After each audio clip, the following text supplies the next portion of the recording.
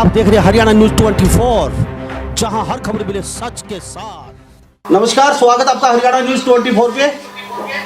मैं हूं मुन्ना लांबा।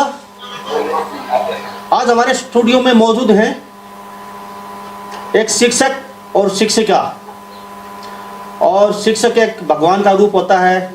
शिक्षक एक सबसे अहम दर्जा होता है शिक्षक का। भगवान के बाद अगर किसी का नाम आता है, किसी को हम आदर की नज़र से देखते हैं तो शिक्षक होता है। परंतु आज की चकाचौंध भरी लाइफ में हम शिक्षक को भूल चुके हैं। परंतु शिक्षक भी कहीं ना कहीं अपना फर्ज सही तरीके से नहीं निभा रहे हैं और शिक्षा को एक व्यवसाय बना लिया। अक्सर आप लोगों की शिकायतें रहती हैं शिक्षकों के प्रति, परंतु आज हम एक ऐसे शिक्षक और शिक्षिका से मिलाएंगे तो वास्तव में ही पुराने ज़माने की याद ताज़ा हो जाती है। तो हमारे साथ शिक्षक और शिक्षिका जुड़ रहे हैं बरवाला से, और ये हैं वीरेंद्र पूनिया। बरवाला से शिक्षक हैं, सरकारी शिक्षक हैं ये फिलहाल। और इनकी पत्नी है सुदेश चहल पूनिया। तो चहल और पूनिया क्यों लगाती हैं ये भी हम आगे बात करेंगे सुदेश जी से। और इनका इंटरनेशनल स्पोर्ट्स स्कूल है जो सिविल हॉस्पिटल के पास में है बरवाला में। तो इन्होंने अपनी शादी की सालगिरह पे 100 विद्यार्थियों को अडॉप्ट किया है, 100 विद्यार्थियों को शिक्षा देने के लिए। यानी कि कहीं ना कहीं इन्होंने विद्यार्थियों को छटाई की है, कौन गिरफ्त विद्यार्थी हैं और किसको शिक्षा की न्याय की जरूरत है, जो हमारे स्कूल में हम उसको ले सके और उनको पढ़ा सकें। तो हम आपको मिलवाते हैं शिक्षिका और शिक्षक पूनिया जी से। पूनिया जी, हमारे चैनल पर आपका बहुत बहुत स्वागत है। बहुत बहुत धन्यवाद सर। सुदेश जी, स्वागत है जी। Thank you sir, thank you very much.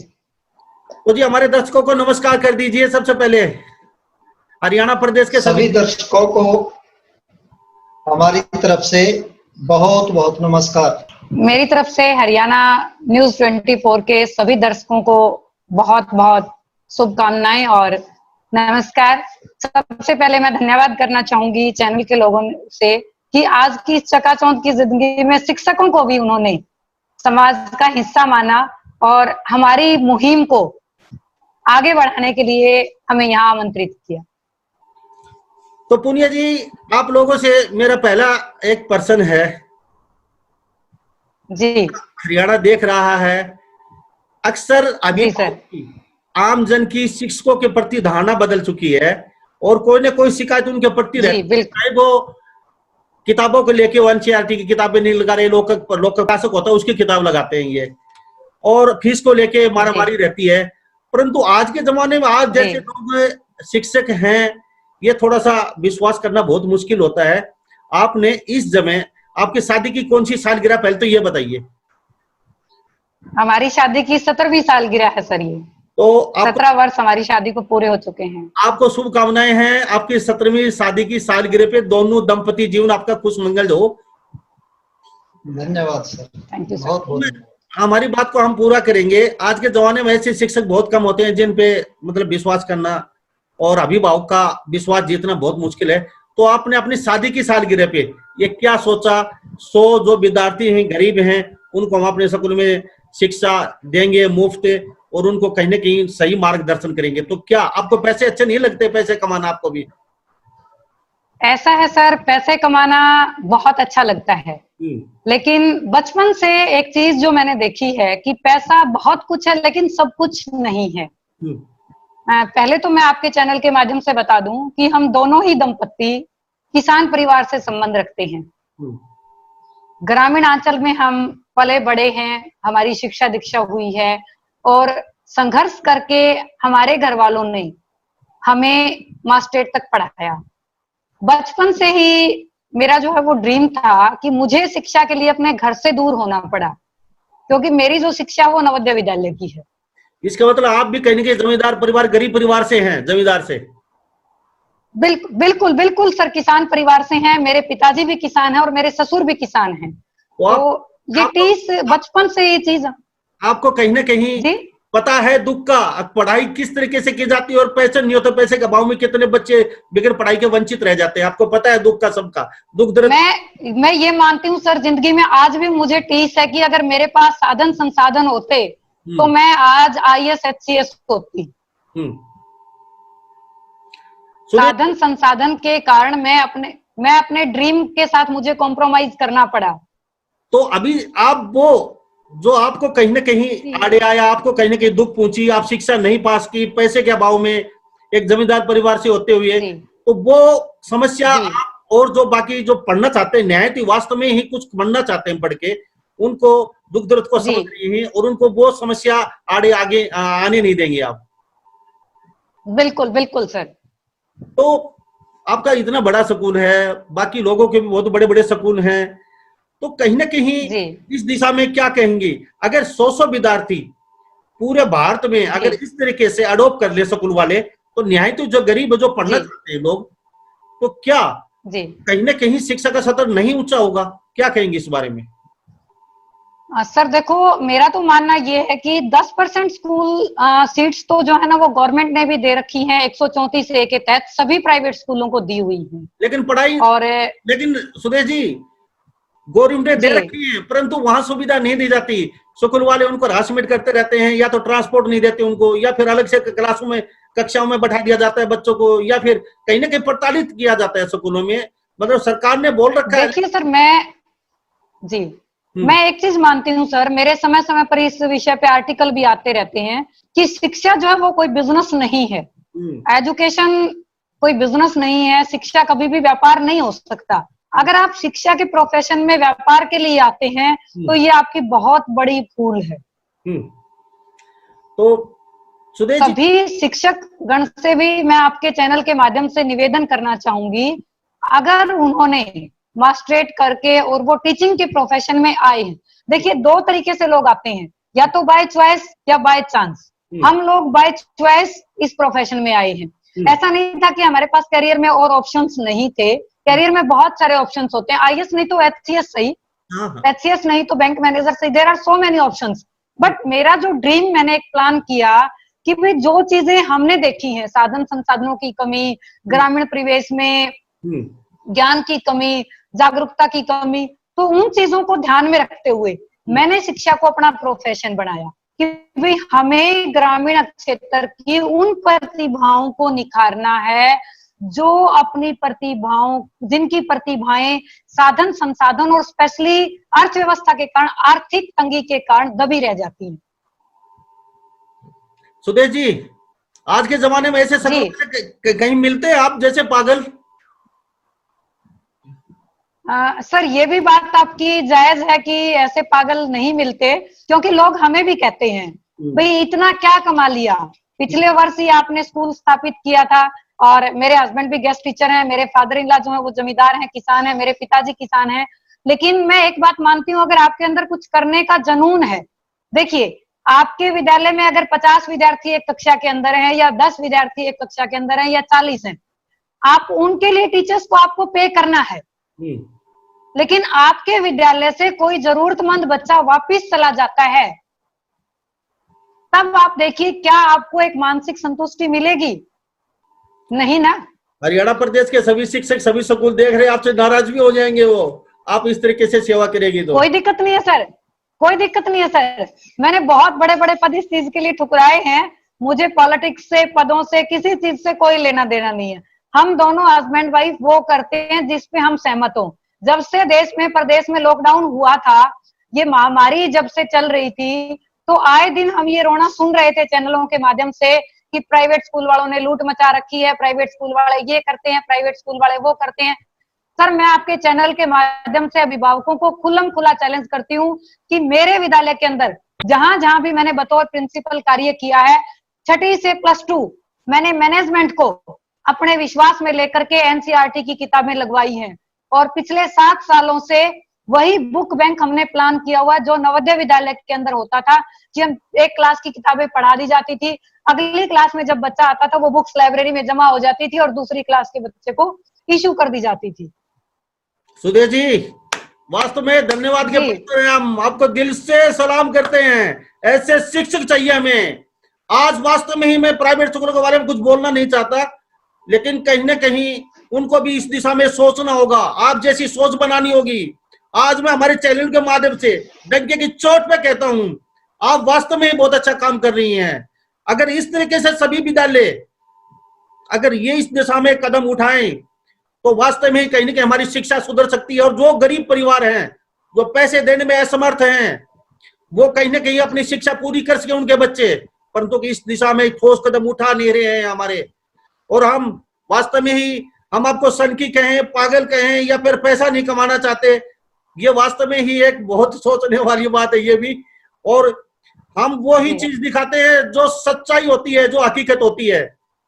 आपने जो कदम उठाया है, हमने आपको ढूंढ लिया कहीं ना कहीं, और सिर्फ हमारा मकसद ये है कि हरियाणा प्रदेश में, भारत में आप जैसे लोगों को हम दिखा सकें, उन स्कूल वालों को जो अभी देख रहे हैं वो स्कूल वाले और देखेंगे बाद में जी। उनको हम सिर्फ ये दिखाना चाहते हैं कि ये भी स्कूल संचालक हैं जी। ये भी स्कूल संचालक हैं। बरवाला से सुदेश चहल पूनिया, ये शिक्षिका हैं, प्राइवेट स्कूल चलाती हैं 10 जमा 2 का सिवर अस्पताल के पास में, और इनके पति हैं वो शिक्षक हैं सरकारी विद्यालय में।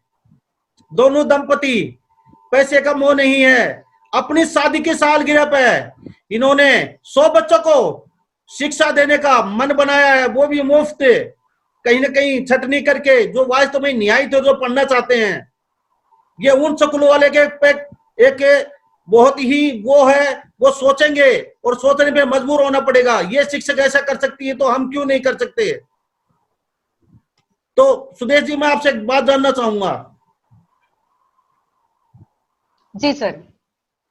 अभी कोरोना को लेकर महामारी चली हुई है, सभी दुखी हैं, स्कूल वाले फोर्स कर रहे हैं, कोई 25,000 का बिल भेज रहा है घर पे, कोई 1 लाख रुपए का बिल भेज रहा है, पैसे दीजिए पैसे दीजिए, बच्चों को कर रहे हैं, प्रताड़ित कर रहे हैं। तो क्या आप तो ऐसा नहीं कर रही हैं आपके स्कूल के माध्यम से? सर ऐसा है, मैं आपके चैनल के माध्यम से बताना चाहूंगी कि जब से कोरोना के बाद लॉकडाउन हुआ है, विद्यालय बंद हुए हैं, हमारे विद्यालय के किसी भी अभिभावक को आज तक फीस के लिए कोई नोटिस नहीं गया है। जबकि मैं आपको एक चीज बता दूं, ये सिर्फ मेरी नहीं, ग्रामीण अंचल के अंदर जितने भी स्कूल हैं, सभी स्कूलों का जो फीस का कलेक्शन है वो फसल के ऊपर निर्भर होता है। हमारी जनवरी, फरवरी और मार्च की फीस भी अभी 50% अभिभावकों के अंदर बाकी है।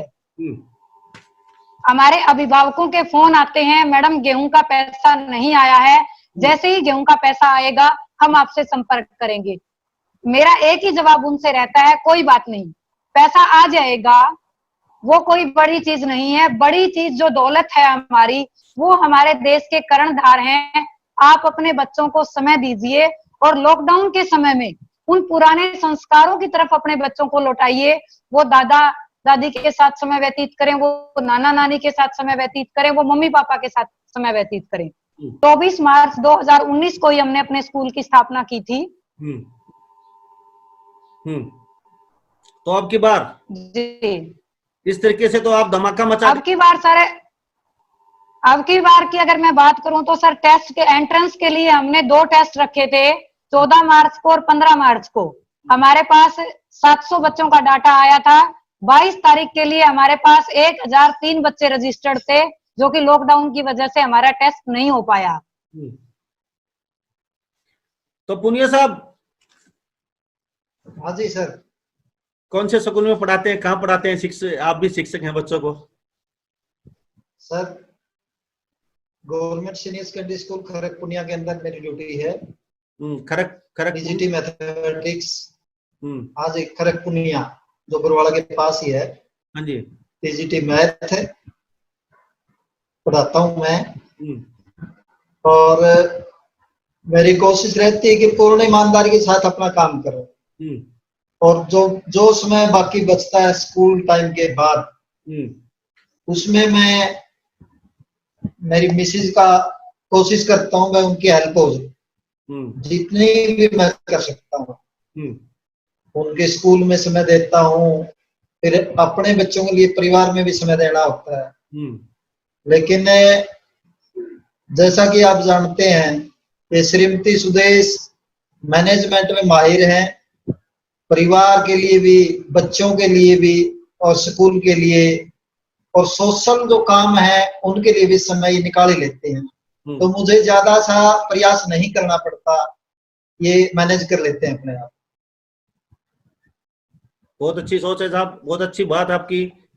अभी सुदेश चहल जी, आप सुदेश चहल पूनिया क्यों जी लगाते सर। हैं, समझ में नहीं आया आपका, ये और बता दीजिए। आप शिक्षिका है, आपके पति भी साथ बैठे हैं, तो पत्नी की शादी के बाद जी क्या उनके पति का गोत्र लगाती है, तो आप चहल पूनिया क्यों लगाती है, मतलब समझे नहीं ये बात, ये भी बता दीजिए। सर ऐसा है, आपके चैनल के माध्यम से मैं पूरी नारी शक्ति को, पूरे नारी समाज को एक संदेश देना चाहती हूँ कि हमें अबला ना समझा जाए, कमजोर ना समझा जाए। हम किसी चीज का त्याग करें, त्याग हमें करना चाहिए बुराई का, द्वेष का।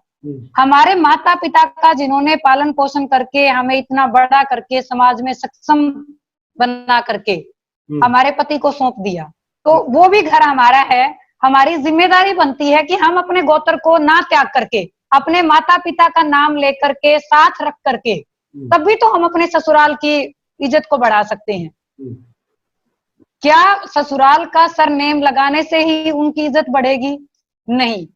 अगर हमें समाज में कुछ करने का रुतबा है तो हमें दिल से ये चीज निकालनी पड़ेगी, क्योंकि इम्पॉसिबल खुद ये कहता है, आई एम पॉसिबल।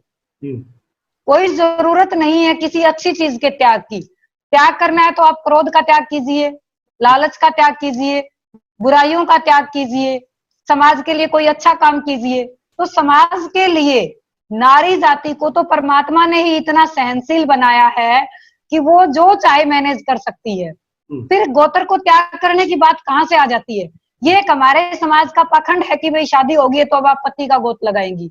अगर मैं सीधा सुदेश पूनिया लिखती हूँ तो ये कहाँ का न्याय है? ये भी तो कोई न्याय नहीं है। ये उन माता पिता के साथ अन्याय है जिन्होंने अपने पालन पोषण और अपनी जिंदगी के कीमती समय हमारी परवरिश में लगा दिए। उनको पहचान कब दिलवा पाएंगे हम? तो आपने अपनी बॉडी भी डोनेट कर रखी है क्या? वास्तव में सच्चाई है आप शिक्षित? जी बिल्कुल सर। पिछले वर्ष मेरा प्रयास था सर, +2 के बाद से ही मतलब कुछ ना कुछ अलग, हर साल एक अलग एजेंडा जो है वो लेके आया जाए, चाहे वो जन्मदिन पे हो, चाहे वो किसी भी मतलब विशेष दिन को लेकर के। तो मैं पिछले 10 साल से मैंने अपने पति से आग्रह किया, तो इन्होंने कहा कि हिंदू धर्म के अकॉर्डिंग जो है ऐसा नहीं होता है और घर वाले इस चीज के लिए सहमत नहीं होंगे। लेकिन पिछले वर्ष मैंने एक बात रखी कि हम एक टीचर हैं और मैं ये चाहती हूँ कि आफ्टर डेथ बच्चे मेरी बॉडी के ऊपर रिसर्च करें, मेरी ब्रेन के ऊपर रिसर्च करें। अगर वो एक्टिवेट रहती है तो मेरी बॉडी पे वो रिसर्च करें। ये जल जाएगी, राख हो जाएगी, इससे किसी को क्या मिलेगा? और मेरी बॉडी के ऊपर अगर 5-7 बच्चे मेडिकल के कोई रिसर्च करेंगे तो वो चीजें आने वाले समय में हमारी पीढ़ियां पढ़ेंगी और हमारे देश का जो इतिहास है वो बदलेगा। तो सुदेश जी 100 बच्चे एडॉप्ट किए हैं, किस तरीके से छटनी करोगे बच्चों का पढ़ाने के लिए? ऐसा है सर, हमारे पास लगभग 1100 बच्चों का जो है डाटा आया हुआ है इस सेशन के लिए कि भाई पिछले सेशन आपने स्कूल लेट शुरू किया, आपने बताया नहीं किसी से भी, क्योंकि हम कागजी कार्रवाई के बिना जब तक स्कूल की मान्यता नहीं आ जाती उसके बिना हम किसी भी पेरेंट्स को अंधेरे में नहीं रखना चाहते थे। हमारा काम सारा जुलाई 2019 में कंप्लीट हो चुका था, तो इसके लिए हमारे पास लगभग 1000 के आसपास जो है वो डाटा आया हुआ है, जैसा मैंने आपको बताया स्कॉलरशिप टेस्ट के लिए।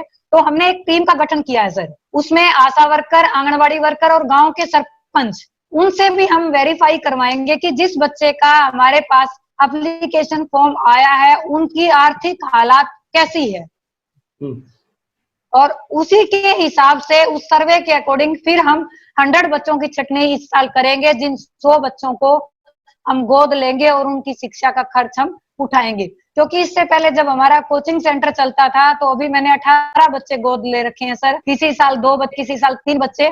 उस समय मुझे दूसरे स्कूलों में बच्चे 20 बच्चे बैठेंगे और 10 मुझे टीचर्स को पे करना ही करना है, और उन बच्चों को भी हम उतनी सुविधा दे सकते हैं क्योंकि हमारा स्कूल खुले वातावरण के अंदर और सेफ और सुरक्षित है। जब सारे संसाधन हमारे पास उपलब्ध है तो क्यों ना क्षेत्र के लोग उस चीज का फायदा उठाएं। तो पूनिया जी पेड़ लगाने में भी काफी अहम योगदान कर रही हैं आप वहाँ उस क्षेत्र में। सर ऐसा है, 2011 में शादी की सालगिरह पे ही हमने शुरुआत की थी, और उसके बाद क्योंकि ये गर्मी का मौसम, दिवाली पे हम लोग 1100 के आसपास तुलसी, गिलोय, आंवला और इस तरह के जो पौधे हैं, जो औषधीय पौधे हैं, वो गांव में शहर में आसपास की जो कम्युनिटी का क्षेत्र हमारा होता है वहां हम लोग इनको लगाते हैं और इनकी देखभाल भी साथ की साथ करवाते हैं। तो पूनिया जी क्या कहेंगी स्कूल वालों को आखिर में और हरियाणा प्रदेश के लोगों को? सर सभी स्कूल संचालकों से मेरा अनुरोध है कि देखिए, मैं ये तो नहीं कहती कि मेरी तरह से पागलपन पे आप उतारू हो जाओ और एकदम से 100 बच्चों की घोषणा कर दो, क्योंकि जिसका जितना बजट होगा, जिसकी जितनी अप्रोच होगी, लोग उस तरीके से सोचेंगे। लेकिन एक एक बंधु कम से कम 10-10 बच्चे तो अडॉप्ट कर ही सकता है सर।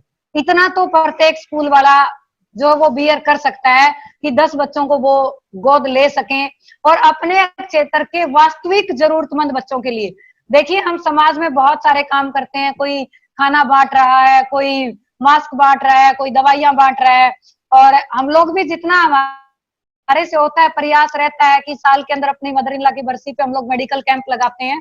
लेकिन उन सबसे ज्यादा जो आज समाज के अंदर शिक्षक के प्रति एक धारणा बनी हुई थी, स्पेशली प्राइवेट स्कूल वालों के प्रति, कि ये लुटेरे हैं और ये ऐसा कर रहे हैं, तो मुझे ऐसा लगता है कि हमारा पढ़ाया हुआ अगर 10% छात्र भी कामयाब हो जाता है, हम शिक्षा की सच्ची लौ जगा पाते हैं, तो समाज के अंदर से ये भ्रांति खत्म हो जाएंगी। और ये भ्रांति खत्म करने के लिए सभी प्राइवेट स्कूल संचालकों को आगे आना पड़ेगा।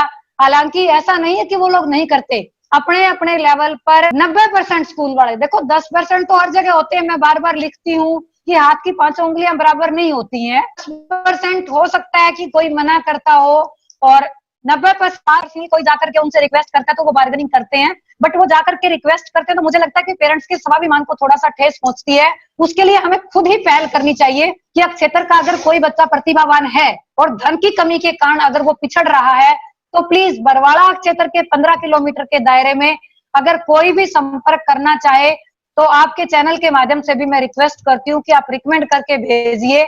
मेरा पूरा प्रयास रहेगा कि जितने भी साधन संसाधन, जितनी भी बेस्ट क्वालिटी हम दे सकते हैं उस बच्चे को हम प्रोवाइड करवाएंगे, क्योंकि अभाव में ही पढ़ने वाले बच्चे आगे निकलते हैं।